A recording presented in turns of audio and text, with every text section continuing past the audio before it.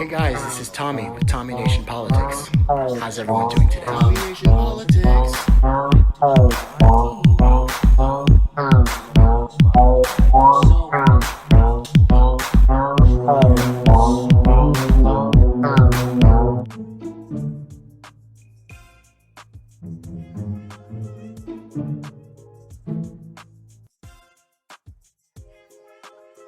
In conclusion, as we gather here tonight, the image of a violent mob assaulting this Capitol, desecrating our democracy, remain vivid in all our minds. Lives were put at risk, many of your lives. Lives were lost. Extraordinary courage was summoned. The insurrection was an existential crisis, a test of whether our democracy could survive, and it did. But the struggle is far from over. The question of whether our democracy will long endure is both ancient and urgent. As old as our republic, still vital today. Can our democracy deliver on its promise that all of us, created equal in the image of God, had a chance to lead lives of dignity, respect, and possibility? Can our democracy deliver to the most pressing needs of our people? America's adversaries, the autocrats of the world, are betting we can't. And I promise you, they're betting we can't. They believe we're too full of anger and division and rage. They look at the images of the mob that assaulted the Capitol as proof that the sun is setting on American democracy. But they're wrong. You know it, I know it. You know the thing. We have to prove them wrong. We have to prove democracy still works, that our government still works, and we can deliver for our people. In another era, when our democracy was tested, Franklin Roosevelt reminded us, in America, we do our part. We all do our part. That's all I'm asking, that we do our part, all of us. And if we do that, we will meet the center challenge of the age by proving that democracy is durable and strong. Autocrats will not win the future. We will. America will. The autocrats of the world are betting that democracy is over, that this is the, what did he say, the sunset of American democracy. This is the brightest of our days. We need to prove them wrong. This by is the showing dark. that our form of government, democracy, still works and can deliver for our people, make us not just competitive, but can make us win the fights of our day. Us win the fights of our day. Made this case that we should want that the darkness for ourselves in the night in terms of our welfare as a country is no more powerful than the days of the stars. To coin a phrase, government of the people, by the people, and for the people shall not perish on this earth. You know the thing. President Biden, from the very beginning, making this public case that the autocrats of the world not only believe, they are committed to the contention that the United States of America cannot deliver real results because of this unwieldy, cacophonous, inefficient democratic system that we've got.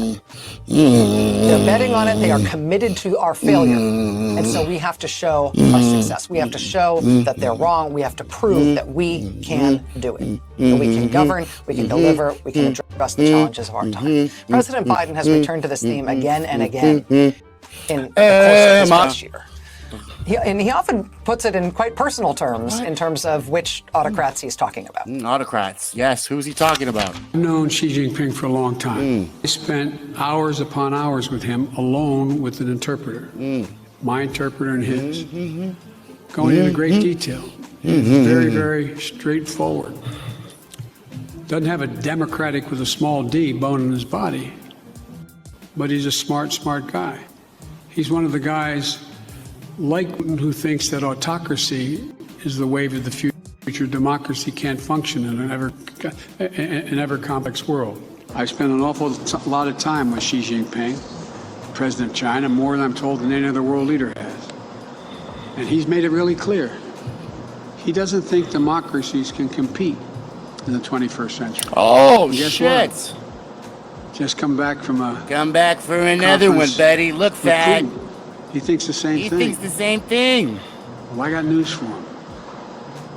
Autocracies will not succeed if we do what we can do as a democracy. I got news for you, Buster. Democracies. And if you're not, I got news for you. the rest of the world is hedging their bets.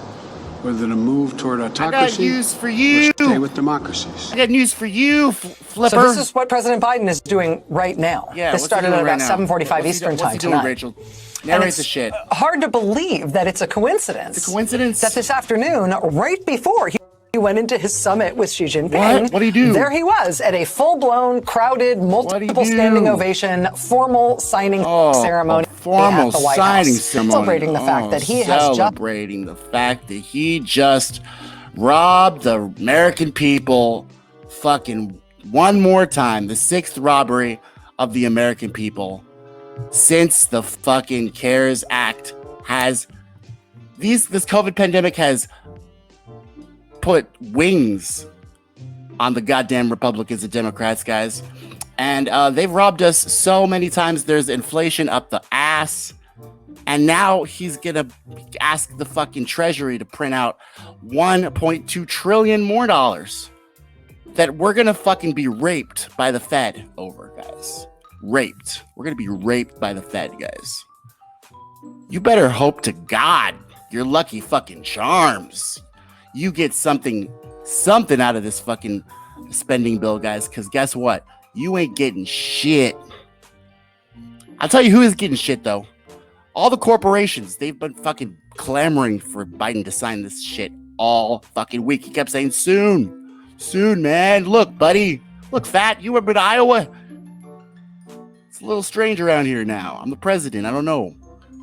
I got hairy legs. Yeah, he wasn't going to fucking sign it because he had to fucking take some Z's. The only reason he signed it first thing Monday, guys, was because the military-industrial complex, Wall Street, the banks, and the fucking oligarchs, not the autocrats, fucking told Mr. Biden he needs to sign that shit immediately. Immediately. So that's why he did. He said, okay, boss. What's the word on the Build Back Better Act? I don't know. Manchin doesn't even remember what it is. What did I say? I got eye contact from Pramila Jayapal. She said, yeah, you're gonna vote for it, right? I said, no, fuck you. This is a wonderful time, guys. I wonder why Xi Jinping and Putin don't think democracies can thrive anymore. Maybe it's because y'all are all underhanded, corrupt cretins, and this isn't really a democracy. This is an oligarchy. And you use democracy in a fucking mocking way, like you use the fucking principles and values of the American people, and you mock us while you fucking try to act like you have our principles and values, but you don't have shit. Guys, all you have is greed. All you have is motherfucking greed and a whole bunch of fucking pens to sign a fucking bipartisan infrastructure bill into law, huh? Oh, hooray. Rachel, what does this do? Is this fucking make him FDR now? Fucking talk about that shit, Rachel. Rachel, is he FDR? Is he FDR now? Signed into law a $1.2 trillion investment in American infrastructure. Now, granted, $1.2 trillion is like a rounding error in terms of what China spends on infrastructure. She's about to fucking put some small print in this bitch. What they spend at home and also around the world. The Chinese government building infrastructure projects in countries all over the place to basically buy influence and pay off foreign leaders to be pro-Chinese.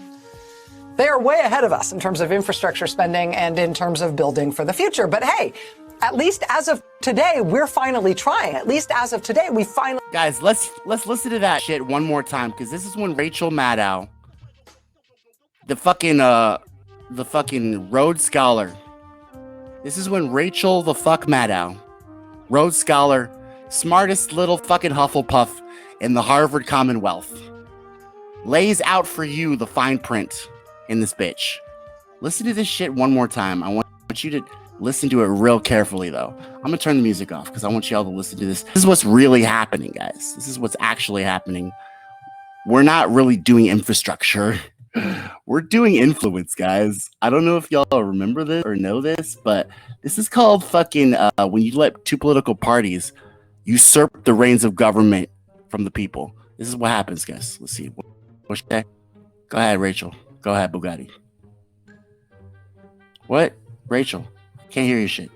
Can't hear your shit, Rachel. Fuck. What they spend at home. So this is what President Biden is doing right now. Listen to this shit. 7:45 Eastern time Listen tonight. to this shit, And guys. it's hard to believe that it's a coincidence that this afternoon, right before he went into his summit with Xi Jinping, there he was at a full-blown, crowded, multiple standing ovation, formal signing ceremony at the White House, celebrating the fact that he has just signed into law a $1.2 trillion investment in American infrastructure. But is it? Rachel? Now, granted, But is it, Rachel? $1.2 trillion is like a rounding error in terms of what China spends on infrastructure, both what they spend at home and also around the world. The Chinese government building infrastructure projects in countries all over the place to basically buy influence and pay off foreign leaders to be pro-Chinese.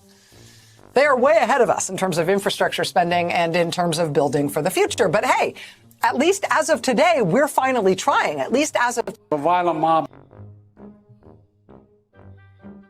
in quite personal terms, in terms of which autocrats he's talking about.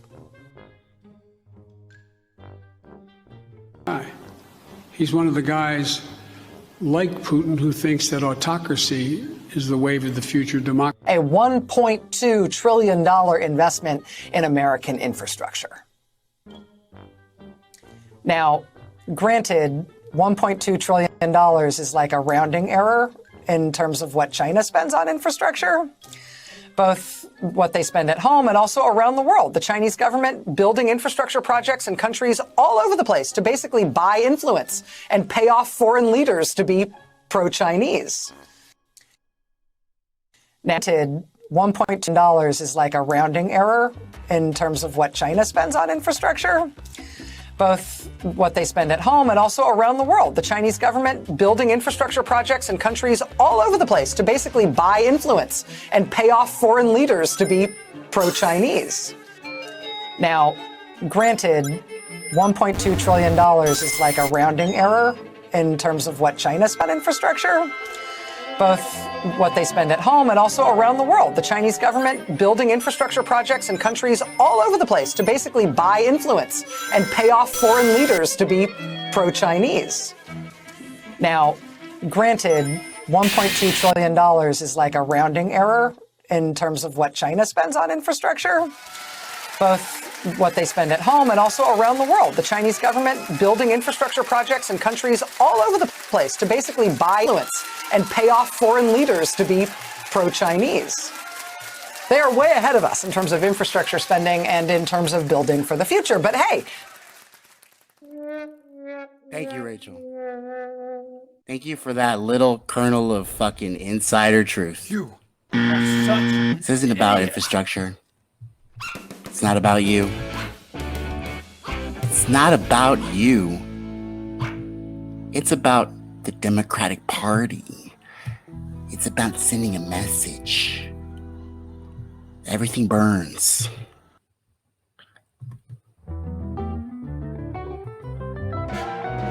Everything burns, guys.